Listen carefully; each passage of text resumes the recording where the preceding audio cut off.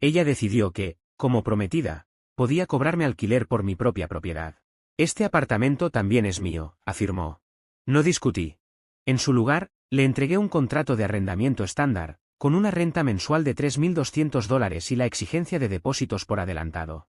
El impacto fue inmediato. Al comprender la seriedad legal de su juego, se desplomó. Tengo 32 años y trabajo en gestión logística para una empresa de distribución de tamaño medio. No es un empleo llamativo ni algo que impresione en reuniones sociales, pero es estable y bien remunerado. Gano alrededor de $85.000 al año, y desde que salí de la universidad, siempre he sido cuidadoso con el dinero. No soy de lujos innecesarios. Llevo mi comida al trabajo, conduzco un Honda Accord completamente pagado, con más de 190.000 kilómetros, y leo cada cláusula de cualquier contrato que firmo. Mis compañeros suelen bromear diciendo que soy aburrido. Mi cuenta bancaria, en cambio, siempre me lo ha agradecido. Hace 6 años compré este departamento de 2 habitaciones en un barrio tranquilo y bien ubicado. El edificio tenía una administración seria, vecinos respetuosos y estaba a solo 15 minutos de mi trabajo. No era un lugar elegante cuando lo adquirí. El suelo estaba cubierto de una alfombra vieja, la cocina parecía detenida en los años 90 con esos gabinetes de madera oscura tan comunes en esa época, y el baño tenía unos azulejos rosados que, según me dijeron, habían sido tendencia en los años 80. Aún así, la estructura era sólida y el precio era justo, $185.000, cuando otros departamentos similares se vendían por más de $210.000. Durante el primer año me dediqué a renovarlo todo por mi cuenta. Arranqué la alfombra con ayuda de mi padre durante un fin de semana eterno, instalé suelo laminado en todo el departamento y reformé la cocina poco a poco, los fines de semana. Cambié los muebles por gabinetes blancos, instalé encimeras de granito que conseguí en oferta y aprendí lo básico de fontanería viendo tutoriales y cometiendo errores. El baño fue el mayor desafío, rompí los azulejos antiguos a martillazos y los sustituí por cerámica blanca de estilo moderno. Cambié el inodoro, el lavabo, todo. Desde el primer día hice pagos agresivos a la hipoteca. Cada bono, cada devolución de impuestos y cada ingreso extra iba directamente al capital. Mientras mis amigos gastaban en viajes, vehículos nuevos o caprichos que no podían costear, yo cenaba comida sencilla y duplicaba cuotas. Me llamaban exagerado. 3 años después, mi abuelo falleció tras una corta batalla contra el cáncer y me dejó una herencia modesta. No era una fortuna, pero sí suficiente para marcar la diferencia, unos $40.000 netos. Con ese dinero liquidé la hipoteca por completo. Fui personalmente al banco con un cheque de caja. El día que recibí el comprobante final de saldo cero lo enmarqué y lo colgué en mi oficina. No le debía nada a nadie. El departamento era completamente mío. Esa sensación de seguridad financiera es difícil de explicar. Entrar a tu casa sabiendo que cada rincón te pertenece, sin cuotas mensuales ni deudas pendientes, cambia tu forma de ver la vida. A los 29 años era propietario absoluto de mi hogar. No es una presunción, es un hecho. Mi prometida, Charlotte, y yo llevamos 2 años juntos y 3 meses comprometidos. Nos conocimos en una reunión de amigos durante una celebración de verano. Ella trabaja como asistente administrativa en una clínica dental y gana alrededor de $42.000 al año. Siempre fue amable, se llevaba bien con mi familia y nunca dio señales de conflicto. Cuando se mudó conmigo, hace poco más de un año, acordamos algo sencillo. Como yo no tenía gastos de vivienda, no tenía sentido cobrarle renta. Ella contribuía a los servicios y la comida. Dividíamos esos gastos aproximadamente en un 60/40, acorde a nuestros ingresos. Cada mes transfería su parte sin problema. Con el tiempo, el departamento se convirtió en un espacio compartido. Ella transformó la segunda habitación en su oficina, trajo sus muebles, sus libros y algunas plantas. No intentó cambiar mi estilo ni imponer decoraciones innecesarias, lo cual siempre valoré. Nuestra convivencia era tranquila. Teníamos rutinas claras, responsabilidades repartidas y una relación estable, sin grandes conflictos, hasta el martes pasado. Ese día estaba viendo un partido de baloncesto por televisión cuando Charlotte regresó de tomar café con su hermana Sophie. Desde que cruzó la puerta supe que algo no iba bien. No saludó, no preguntó nada.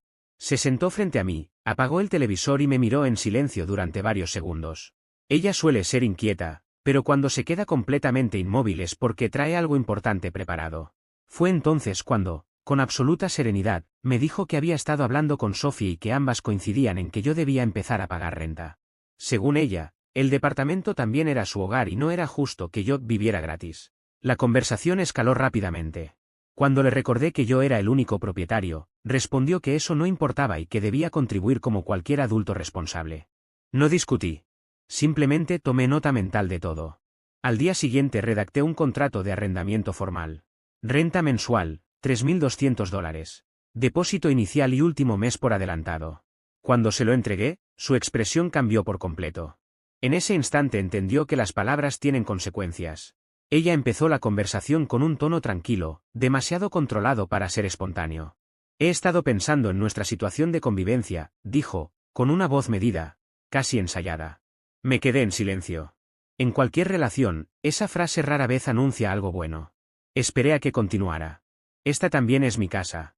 Llevo viviendo aquí más de un año. Tengo derechos. Parpadeé, confundido.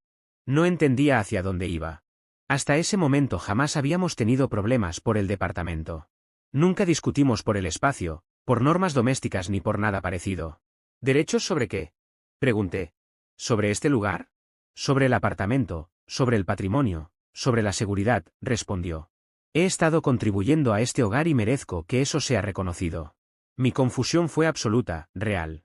No estaba fingiendo. Tú no pagas alquiler, le recordé. Pagas algunas compras del supermercado y la mitad de la electricidad. ¿De qué patrimonio estás hablando? Ahí fue cuando cruzó los brazos, a la defensiva. En ese instante me quedó claro, esto estaba completamente ensayado. Ese es exactamente el punto, dijo. Te he dado trabajo no remunerado. Cocino, limpio, te doy apoyo emocional, organizo nuestra vida social, coordino con nuestras familias y mantengo este hogar funcionando. Todo eso tiene valor. Valor económico real. Y he decidido que, a partir de ahora, te voy a cobrar alquiler. Fruncí el ceño. ¿Alquiler? $800 al mes, continuó. Es lo justo considerando todo lo que hago. No pude evitar reírme. Solté una carcajada, convencido de que estaba bromeando. Pensé que quizás Sophie le había metido alguna idea absurda para un vídeo o algo parecido. Pero ella no sonrió. Hablo completamente en serio, dijo, con la voz ahora más firme. Sophie me hizo ver que, en realidad, estoy subsidiando tu estilo de vida al no exigir una compensación económica por mis aportes. Piénsalo con lógica. Si contrataras a alguien para cocinar, limpiar, manejar la carga emocional y la dinámica de pareja, pagarías mucho más de 800 al mes. Este también es mi departamento, y deberías pagarme por el privilegio de vivir conmigo. Aquí necesito hacer una pausa y aclarar algo muy importante, porque el contexto lo es todo. Charlotte no cocina. No de verdad. Por las mañanas se prepara un batido de proteínas. A veces se arma un sándwich sencillo para el almuerzo. Pero cocinar como tal, eso lo hago yo, al menos en un 70%. Todos los domingos preparo comida para la semana, pollo, arroz, verduras. Durante la semana hago las cenas cuando estamos en casa. Los fines de semana preparo el desayuno completo, huevos, tocino, todo. Ella ayuda ocasionalmente, cortando verduras o poniendo la mesa, pero nada más. En cuanto a la limpieza, pasa la aspiradora por la sala una vez a la semana, si tengo suerte. Limpia la encimera de la cocina de vez en cuando se acuerda. Nada más. Yo limpio los baños todas las semanas porque, según ella, los productos de limpieza irritan su piel. Yo trapeo los pisos porque no le gusta hacerlo. Yo hago la limpieza profunda de la cocina cada fin de semana porque, además, soy quien cocina y genera la mayor parte del desorden. Y lo del apoyo emocional y la gestión de la relación, eso se llama estar en pareja. Es lo básico. Yo escucho sus problemas del trabajo, sus quejas sobre pacientes y seguros. Recuerdo el cumpleaños de su madre y el aniversario de sus padres. La ayudo a elegir regalos para bodas y baby showers. Ella hace cosas similares por mí. Eso no es un servicio facturable.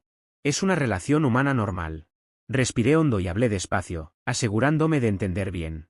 Déjame ver si comprendí, dije. ¿Quieres que te pague $800 al mes por vivir en mi propio departamento?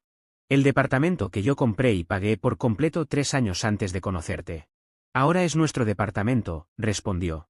Vivo aquí a tiempo completo. He establecido derechos como inquilina. Y sí, deberías compensarme económicamente. Entonces sacó su teléfono y empezó a mostrarme artículos. Varios. Sobre cómo el trabajo doméstico femenino está sistemáticamente infravalorado y sobre la necesidad de exigir compensación financiera para no ser explotadas. Eso no era ella hablando. Era Sophie, sin ninguna duda. Charlotte jamás había usado expresiones como trabajo doméstico, reivindicación financiera o infravaloración sistemática en 2 años de relación. Saqué mi teléfono y empecé a escribir notas, fecha, hora exacta, palabras textuales. Interesante propuesta, le dije. Necesito analizarla con cuidado. Pareció satisfecha. Sonrió levemente, como si hubiera ganado algo. Se levantó y se fue directo al dormitorio. A los pocos minutos escuché la ducha. Seguramente estaba escribiéndole a Sophie, contándole lo bien que había salido todo. Me quedé sentado en el sofá, con el partido de baloncesto silenciado frente a mí, tratando de procesar lo que acababa de pasar. Mi prometida, la mujer a la que le había propuesto matrimonio 3 meses antes con un anillo de $6.000, acababa de exigirme que le pagara alquiler en mi propia casa. La casa por la que trabajé durante años. La que arreglé con mis propias manos. La casa para la que renuncié a viajes, autos nuevos y salidas costosas para pagarla antes de tiempo. Y ella creía, sinceramente, que había ganado. No tenía idea de lo que acababa de iniciar. A la mañana siguiente, a las 8 en punto, llamé a mi amigo James. Fuimos juntos a la Facultad de Derecho el primer año, antes de que yo cambiara a negocios. Descubrí rápido que odiaba la teoría legal, pero me encantaban los contratos y la parte práctica. Él se quedó, aprobó el examen profesional en su primer intento y ahora se dedica al derecho inmobiliario. Casos de arrendadores, inquilinos, contratos, desalojos. Lleva cientos de casos encima. Le conté todo. Cada detalle. La exigencia de alquiler, la influencia evidente de Sophie, el argumento de los derechos como inquilina. Incluso le leí las notas exactas que había tomado.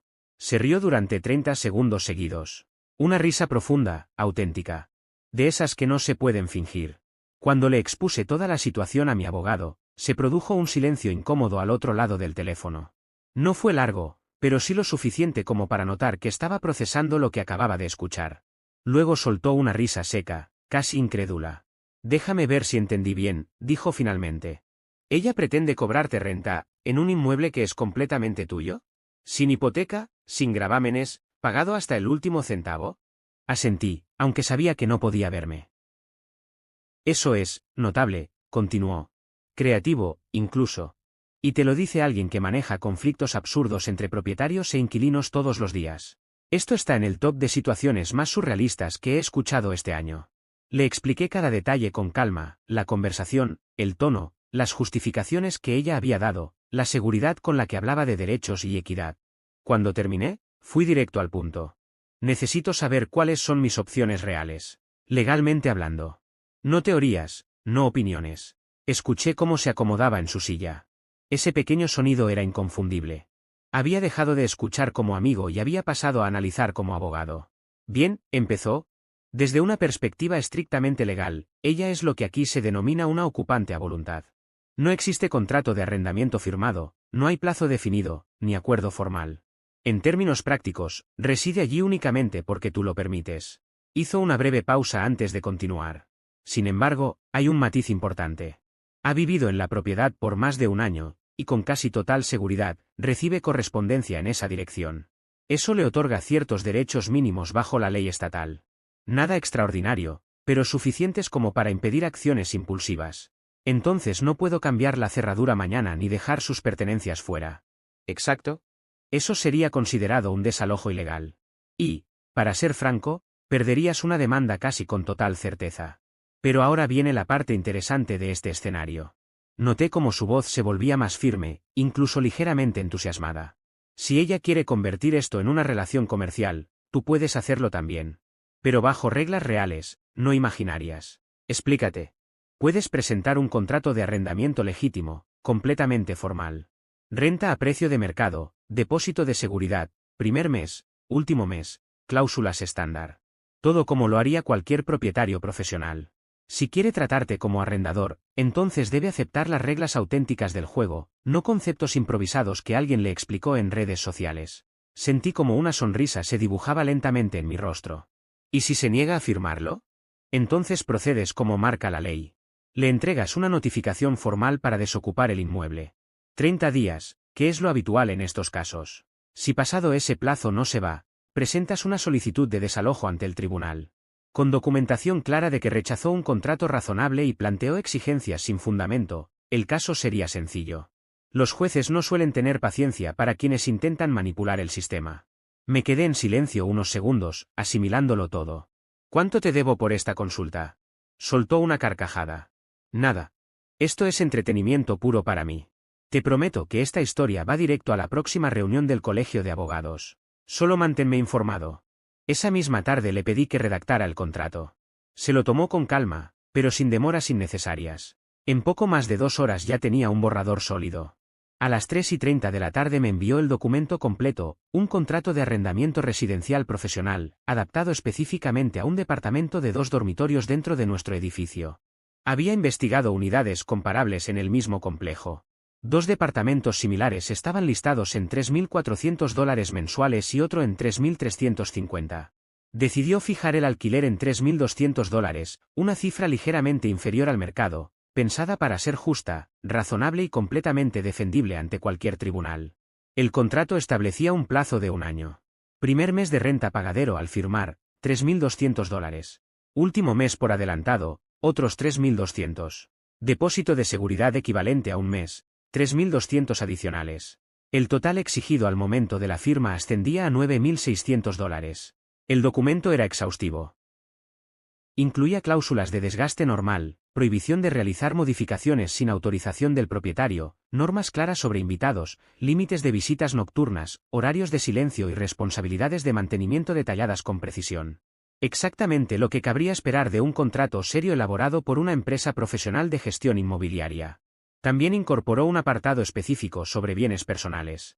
El inquilino reconoce que ciertos muebles, dispositivos electrónicos y objetos personales dentro de la vivienda son propiedad exclusiva del propietario y no forman parte del arrendamiento. Asimismo, se compromete a no retirarlos, moverlos ni interferir con ellos de ninguna forma. Esa cláusula no era casual. Yo sabía que tarde o temprano surgiría un conflicto por ese lado. James me conoce lo suficiente como para anticiparse. Esto es impecable, le dije tras revisarlo. No cambiaría nada. Decidí añadir una cláusula adicional relacionada con visitas prolongadas. Ningún invitado podría permanecer más de 48 horas consecutivas sin autorización escrita previa del propietario. Una medida preventiva, por si Sophie decidía instalarse sin previo aviso. ¿Eres despiadado?, bromeó James. Prefiero pensar que soy meticuloso. Imprimí 3 copias completas en papel de alta calidad. Una sería para ella, otra para mis archivos personales y la tercera para el expediente de James. Coloqué todo en un sobremanila junto con la documentación correspondiente. Luego contacté a un notificador profesional para realizar la entrega formal. Se llamaba Graham. Llevaba más de 20 años trabajando en la ciudad, y por su tono, estaba claro que pocas cosas lograban sorprenderlo. Cuando le expliqué el contexto, soltó una risa sincera. ¿Tu prometida intentó cobrarte renta en tu propio departamento? ¿Prometida? Sí. Al menos por ahora. Vaya situación, respondió. Puedo hacer la entrega este viernes por la tarde. Cobro $75 dentro de la ciudad. Perfecto. Durante los días siguientes mantuve una actitud completamente normal. No mencioné el tema. No discutí. No mostré enojo. Dejé que Charlotte creyera que estaba considerando seriamente su propuesta. Incluso comenzó a hablar abiertamente de cómo planeaba gastar ese dinero, ropa nueva, un viaje de fin de semana, cambiar su teléfono por el modelo más reciente. El viernes, todo estaba preparado. A las 6:47 de la tarde, exactamente a la hora acordada, el timbre sonó. Yo estaba convenientemente en el baño. ¿Puedes atender tú?, dije desde adentro, midiendo el momento. Escuché cómo abría la puerta. Desde el baño se oía con claridad la voz firme y profesional de Graham. ¿Charlotte Patterson? Sí. Ha sido notificada. Que tenga buena noche. Salí del baño unos segundos después, secándome las manos con calma. Ella estaba inmóvil en la entrada, sujetando el sobre con ambas manos, el rostro completamente pálido. Graham ya avanzaba por el pasillo rumbo al ascensor, probablemente camino a su auto. Un verdadero profesional. Charlotte se quedó inmóvil, de pie frente a mí, observando el sobre como si fuera un artefacto a punto de detonar. No era un sobre cualquiera. Era del tipo legal, imposible de confundir. Papel manila grueso, amarillo, con su nombre completo mecanografiado con precisión en el frente y un sello notarial perfectamente visible a través de la ventana plástica transparente. ¿Qué es esto?, preguntó, con un hilo de voz. Ábrelo y averígualo, respondí con calma. Sus manos temblaban ligeramente mientras rompía el borde del sobre con cuidado excesivo. Extrajo los documentos, los acomodó y comenzó a leer la primera página. A los pocos segundos, pasó a la siguiente. Sus ojos se abrieron cada vez más, como si no estuviera procesando lo que veía. Su rostro empezó a cambiar de color de forma casi teatral. Primero rojo, luego blanco, y finalmente un tono grisáceo, apagado. Esto es un contrato de arrendamiento, murmuró. Un contrato real. ¿Legal? Levantó la vista hacia mí, con una expresión de auténtico desconcierto. ¿Estás intentando cobrarme $3.200 al mes de alquiler? Es el valor de mercado para un departamento de 2 dormitorios en este edificio, respondí. Puedes verificar los comparables tú misma. Los departamentos 4B y 7A están publicados ahora mismo en $3.400 mensuales. En realidad, te estoy cobrando $200 menos que el precio actual. Volvió a bajar la mirada y pasó páginas con urgencia, como si buscara un error salvador. Su dedo se detuvo en el resumen financiero. Esto dice primer mes, último mes y depósito de seguridad completo. Eso es casi $10.000. 9.600, para ser exactos, aclaré. Condiciones estándar en cualquier contrato serio. Me miró de nuevo, incrédula. Pero, yo soy tu prometida. Y ahora, aparentemente, también eres mi arrendador. Tus palabras, no las mías, le recordé. Dijiste textualmente que este también era tu departamento y que necesitabas términos financieros claros. Aquí están. Todo está redactado de forma profesional, legal y perfectamente defendible. Charlotte hojeaba los documentos de manera desesperada, buscando una salida, una cláusula mal escrita, cualquier cosa. Esto es una locura. No puedes hacer esto. Sí puedo, respondí sin elevar la voz. Mi abogado redactó todo esta semana. Es completamente legal. Tienes exactamente 30 días para firmar el contrato y entregar el monto completo o desalojar la propiedad. Está detallado en la sección 2.3. ¿Desalojar? ¿Me estás echando? Te estoy dando una elección clara. Tú quisiste convertir nuestro hogar en una transacción comercial. Perfecto. Aquí está la transacción. Firma y paga, o busca otro lugar donde vivir. Pero, se supone que nos casamos en 8 meses. Caminé hasta la encimera de la cocina, me quité lentamente el anillo de compromiso, el que hacía juego con el suyo, el que había comprado tras ahorrar durante 3 meses, y lo dejé sobre el granito. El pequeño sonido metálico resonó en el silencio del departamento. ¿Se supone? Pregunté. Porque las personas que planean casarse no suelen intentar cobrarle alquiler a su pareja por vivir en una propiedad que esa pareja posee completamente. Charlotte se derrumbó. Empezó a llorar de inmediato, con sollozos profundos y descontrolados. Las hojas del contrato se le escaparon de las manos y cayeron al suelo. El rímel corría por su rostro mientras repetía, entre lágrimas, que yo estaba siendo cruel, que estaba tergiversando sus palabras, que nunca lo había dicho en serio, que no era así como debía terminar todo. Dijiste exactamente que me ibas a cobrar alquiler por vivir en mi propio departamento, respondí. El que yo compré y pagué con años de trabajo. ¿Malinterpreté algo? Yo solo. Sophie dijo que yo debía. ¿Tu hermana? Qué interesante, interrumpí. Quizás Sophie pueda ayudarte a juntar los $9.600, considerando toda su experiencia en relaciones comprometidas. 2 divorcios avalan su sabiduría. Eso solo intensificó su llanto. Para mí, todo había terminado. Había cruzado una línea imposible de deshacer. El fin de semana fue tenso y silencioso. Apenas salió del dormitorio. La escuché hablar constantemente por teléfono con Sophie y con su madre, dramatizando la situación, pintándome como el villano. El lunes por la mañana apareció Margaret, la madre de Charlotte. Normalmente era una mujer amable y siempre habíamos tenido buena relación, pero esta vez vino claramente a defender a su hija. Tenemos que hablar como adultos razonables, dijo al entrar. Estoy de acuerdo, respondí. ¿Dónde está Charlotte? En el dormitorio. Está destrozada. En el dormitorio de invitados, aclaré. El que está en mi departamento. Margaret suspiró. ¿De verdad vas a seguir con esto? ¿Seguir con qué? ¿Con ser preciso respecto a la propiedad? ¿Con no aceptar manipulaciones? Le expliqué, con calma, que su hija había exigido que le pagara $800 mensuales por vivir en mi propia casa y que, cuando formalicé esa idea con un contrato real, ahora se presentaba como víctima. Ella tiene miedo, dijo Margaret. Siente que no tiene seguridad. Tenía seguridad absoluta, respondí. Iba a casarse conmigo, en una vivienda sin hipoteca, sin deudas. Lo perdió porque alguien le hizo creer que podía sacarme dinero. Margaret bajó la mirada. Sabía perfectamente quién. Sophie siempre ha sido muy influyente, admitió. Eso no es ser influyente, dije. Es dar consejos financieros absurdos.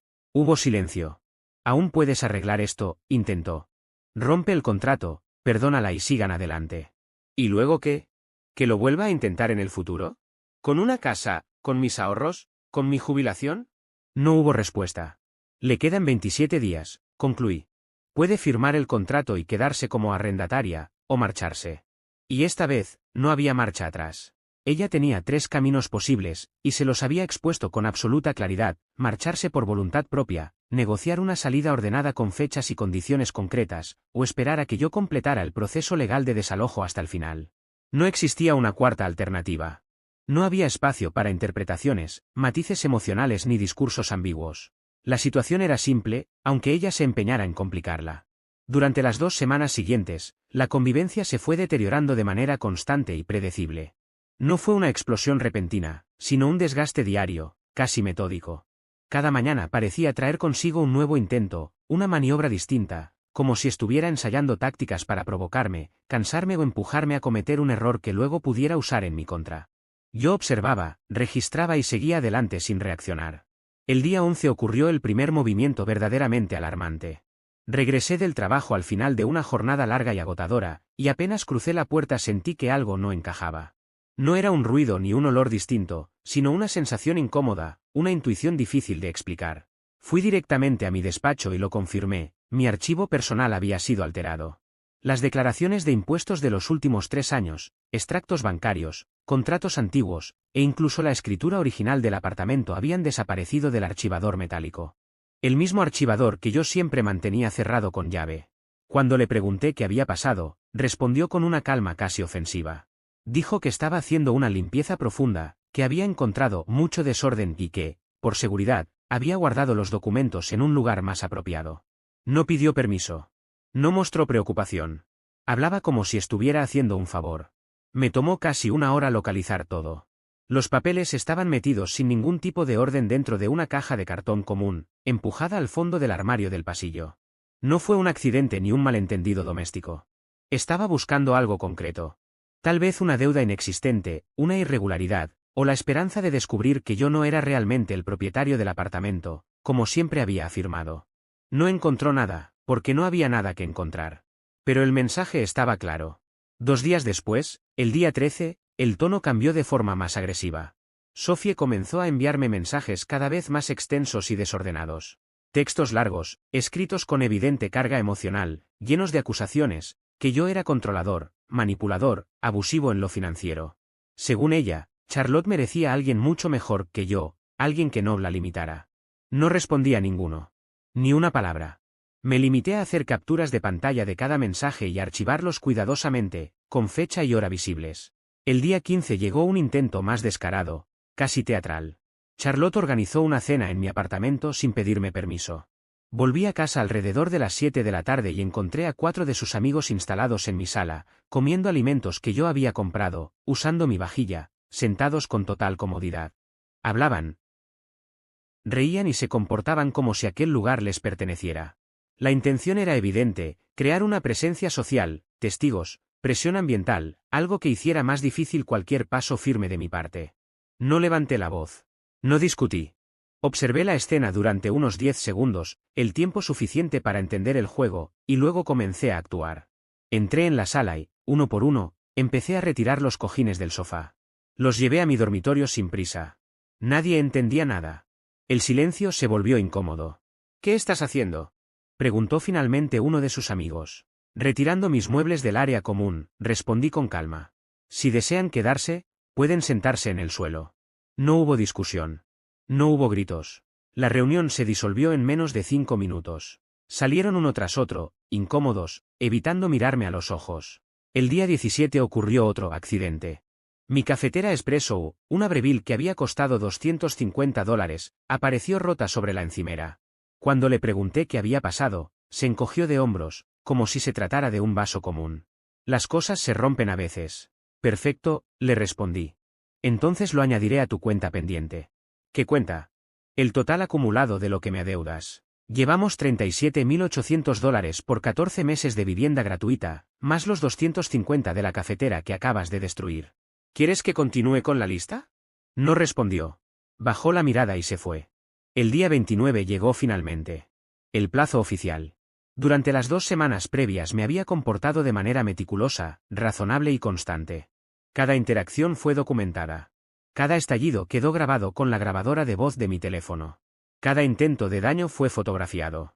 Tenía una carpeta en mi portátil llamada Evidencia, que ya superaba las 200 imágenes y acumulaba más de 6 horas de audio claramente fechado. Mi abogado, James, había presentado la notificación formal de desalojo el día 22, otorgándole el aviso legal obligatorio de 7 días. No existía contrato de arrendamiento. Legalmente, ella era una ocupante sin título. Podía intentar impugnarlo, sí, pero tendría que pagar un abogado, tasas judiciales y enfrentarse a un expediente sólido. Y con todo lo que yo había documentado, no había ninguna duda de cómo terminaría. La mañana del día 29 desayunaba como siempre, huevos revueltos y tostadas, cuando salió finalmente del dormitorio de invitados. Estaba irreconocible.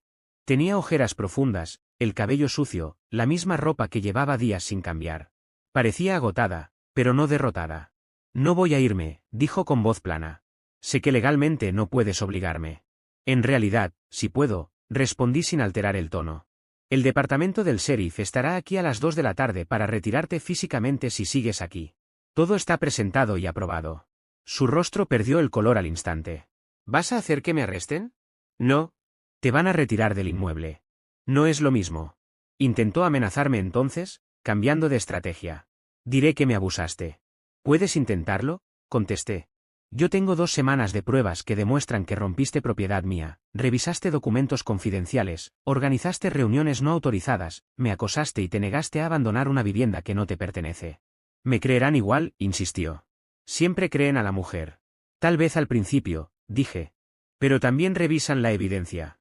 Y la evidencia muestra que intentaste cobrar alquiler en una propiedad que no es tuya y luego te negaste a irte cuando terminó la relación. Eso no es abuso. Es una ruptura con una ocupante abusiva. Volvió a llorar. Esta vez no sentí nada. No rabia, no culpa, no tristeza. Solo cansancio. Lo arruinaste todo, sollozó. Íbamos a casarnos. No respondí.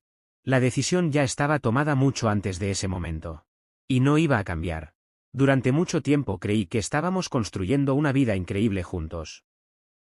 Una vida estable, sólida, compartida. Pero la realidad terminó siendo otra muy distinta. No fui yo quien lo destruyó todo, aunque intentaron hacérmelo creer. Fue ella misma, empujada por los consejos desastrosos de su hermana y por una serie de exigencias absurdas que nunca tuvieron sustento real. Esos supuestos derechos como inquilina, esa idea ridícula de cobrarme alquiler en mi propia casa, esa obsesión con obtener más dinero cuando ya tenía absolutamente todo asegurado. Yo le ofrecí un hogar sin costo alguno, una relación genuina, una proyección de futuro clara y estable. No había incertidumbre económica, no había riesgo real. Tenía seguridad total. Y aún así, decidió tirarlo todo por la borda por una cifra que, siendo honestos, jamás habría llegado a cobrar de verdad. $800 al mes que solo existían en su cabeza, porque el plan nunca fue viable desde el principio. El día de la mudanza llegó más rápido de lo que esperaba. Cerca del mediodía apareció Margaret, cargando cajas de cartón y rollos de cinta de embalaje. No me dirigió la palabra en ningún momento. Se limitó a ayudar a su hija a empacar de forma eficiente, casi mecánica, como si quisiera terminar cuanto antes y desaparecer. Sophie llegó poco después, como era de esperarse. Ella, a diferencia de su madre, sí tenía mucho que decirme. Eres un monstruo, me lanzó con veneno. La destruiste por completo. No levanté la voz. No discutí. Me limité a responder con la verdad. Ella se destruyó sola. Tú solo ayudaste con pésimos consejos. Sophie insistió, indignada. Me preguntó cómo podía ser tan frío, tan insensible. Cómo podía permitir que mi propia cuñada alentara a su hermana a extorsionar a su prometido con dinero, y luego fingir sorpresa cuando todo explotaba de la peor manera posible. No hubo respuesta a esa pregunta, porque no la había. La verdad era demasiado incómoda. A la 1:30 de la tarde, ya no quedaba nada. Todo había sido cargado. Me quedé de pie en la puerta de mi departamento, observando desde arriba cómo subían la última caja al SUV de Sophie en el estacionamiento. Charlotte no miró hacia atrás ni una sola vez. Margaret sí lo hizo, apenas un segundo. Y en esa mirada breve vi algo que no esperaba encontrar, vergüenza. Tal vez incluso culpa. Ella sabía lo que había pasado. Siempre lo había sabido. Sabía que su hija había ido demasiado lejos. Simplemente nunca fue capaz de admitirlo en voz alta. Después vino el verdadero cierre. El anillo de compromiso. Se lo había entregado 3 meses antes. Pedí que lo devolviera de inmediato. Al principio se negó. Sophie intervino, afirmando que el anillo le pertenecía por derecho, independientemente de cómo hubiera terminado todo. Fue entonces cuando pedí ayuda legal. Le pedí a James que enviara una carta formal explicando que, en nuestro estado, un anillo de compromiso es considerado legalmente un regalo condicional. Si el compromiso se rompe, y más aún cuando la ruptura es claramente responsabilidad de quien lo recibió, el anillo debe ser devuelto. 3 semanas después, llegó por correo certificado. Sin una nota. Sin disculpas. Lo vendí de vuelta al joyero por $4.200. Asumí la pérdida sin drama. Hice cuentas, más por cierre emocional que por otra cosa. El costo total de haberla alojado completamente gratis durante 14 meses ascendía a aproximadamente $44.800, tomando valores de mercado. A eso había que sumarle los $250 de la cafetera que rompió deliberadamente, los $185 del cerrajero para cambiar las cerraduras y los $1.200 en honorarios legales de James. ¿Valió la pena? Cada centavo. Algunas personas me preguntaron si la extraño. La respuesta honesta es que extraño a quien creí que era. A la versión de ella que existía antes de que Sophie le llenara la cabeza de ideas tóxicas. Pero, con el tiempo, también entendí que esa versión quizás nunca fue real. Lo que definitivamente no extraño es vivir en tensión constante, caminando sobre cáscaras de huevo, esperando cuál sería la próxima exigencia. No extraño sentir que mi propia casa ya no me pertenecía. El departamento se siente distinto ahora. Más silencioso, más vacío, sí, pero también completamente mío otra vez. Realmente mío. Por primera vez en 14 meses, puedo sentarme en mi propio sofá sin el temor de que alguien me presente una factura por el privilegio. Unos días después de que se fue, recibí un mensaje de un número desconocido.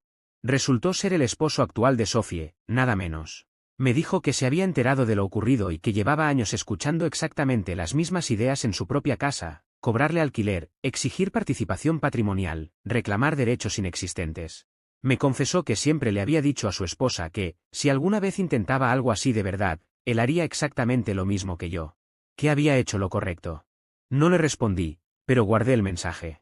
El marido de Sophie, aparentemente, ya estaba pensando en su propia salida. Algunos patrones se repiten más de lo que creemos. En cuanto a mí, estoy bien. Procesando todo, adaptándome a recuperar por completo mi espacio. A veces todavía encuentro pequeños rastros, una gomita para el cabello detrás del lavabo, un cargador olvidado bajo los cojines del sofá. Pequeños recordatorios de lo que pudo haber sido. Pero, sobre todo, siento alivio. Porque si ella hubiera hecho exactamente lo mismo después del matrimonio, con bienes compartidos, cuentas conjuntas y derechos legales reales sobre mi propiedad, la situación habría sido 100 veces peor, quizá 1000. En cierto modo, me hizo un favor enorme. Me mostró quién era realmente antes de que fuera demasiado tarde para salir limpio. Y todo lo que me costó fue una cafetera y algunos honorarios legales. Mucha gente preguntó específicamente por el anillo. La verdad es que ese anillo representó cerca de 3 meses de ahorro para mí. No porque no pudiera pagarlo de golpe, sino porque quería hacerlo bien. Fui a un joyero de verdad, no a una cadena de centro comercial. Elegí el diamante personalmente. Pedí que lo montaran en oro blanco porque, meses antes, ella había mencionado casualmente que le gustaba ese estilo. El proceso tomó tiempo. Varias visitas, comparar piedras, aprender sobre claridad y corte, cosas que jamás pensé que necesitaría saber. El joyero era un hombre mayor, de unos 60 y tantos, con más de 40 años en el rubro. De hecho, fue él quien me convenció de no ir por algo más grande y llamativo. Me explicó que la calidad del diamante era mucho más importante que el tamaño. Me enseñó a observarlo con lupa, a distinguir un buen corte de uno mediocre. Cuando finalmente lo retiré, lo colocó en una caja de madera elegante, con una tarjeta de cuidados. Me felicitó. Dijo que se notaba que había pensado cada detalle. Me preguntó cómo planeaba proponer matrimonio. Le conté que estaba considerando hacerlo en Navidad, en casa de sus padres. Sonrió. Dijo que sonaba perfecto, que hacerlo frente a la familia siempre hacía el momento más especial. Me deseó suerte. Nunca llegué a hacerlo así. Terminé proponiendo 3 meses después, durante una cena común, porque ella insistía en que temía que yo no estuviera comprometido de verdad. Esa debió haber sido una señal de alerta clara. Cuando volví al joyero para vender el anillo tras todo lo ocurrido, me reconoció de inmediato. Bastó con mirarme el rostro. No hizo preguntas. Examinó la pieza, me ofreció un precio justo y me estrechó la mano. Dijo que lamentaba que no hubiera funcionado. Que había visto esa historia muchas veces. Demasiadas. Esa conversación se me quedó grabada. Años en el negocio, miles de anillos vendidos, y suficientes compromisos fallidos como para que ya no le sorprendiera. Simplemente parte del oficio. La semana pasada recibí una llamada inesperada. No fue inmediata ni dramática, sino tranquila, casi medida. Al otro lado estaba mi madre. No entró en detalles sobre cómo se había enterado de todo, No hacía falta. En pueblos pequeños y círculos cerrados, la información siempre encuentra la forma de circular. Su voz no sonaba preocupada ni decepcionada, como yo había anticipado durante días. Sonaba firme. No me preguntó si estaba bien. Tampoco intentó suavizar nada ni buscar puntos intermedios. Simplemente me dijo que había hecho lo correcto. Que a veces la gente confunde ceder con ser razonable, y que no son lo mismo. Me recordó que poner límites no es crueldad, sino supervivencia emocional. Esa frase se me quedó grabada. Hablamos un rato más, de cosas simples. Del trabajo, del clima, de cómo estaba la casa ahora. Antes de despedirse, me dijo algo que no esperaba escuchar pero que necesitaba más de lo que creía, que no todos los conflictos se resuelven salvando la relación, que algunos se resuelven saliendo a tiempo. Colgué y me quedé sentado en silencio varios minutos. Desde entonces, he notado cambios pequeños pero constantes. Duermo mejor. Trabajo con mayor claridad. Ya no reviso el teléfono con ansiedad ni anticipo discusiones que nunca llegan. El ruido de fondo desapareció. Mi mente, por primera vez en mucho tiempo, está en calma. El departamento también cambió. No físicamente, pero sí en esencia. Ya no es un espacio compartido lleno de tensión contenida. Es un lugar funcional, silencioso, estable. Un lugar donde las cosas están donde las dejé y permanecen así. Donde no hay reclamos flotando en el aire ni expectativas ocultas. A veces aparecen restos mínimos del pasado, un objeto olvidado, una sombra de rutina que ya no existe. Pero no generan nostalgia. Solo confirman que cerrar esa puerta fue necesario. Con el paso de los días entendí algo fundamental, no perdí una vida futura. Evité una vida equivocada. Y eso cambia completamente la perspectiva. Lo que parecía una ruptura dolorosa fue, en realidad, una salida limpia antes de que todo se volviera irreversible.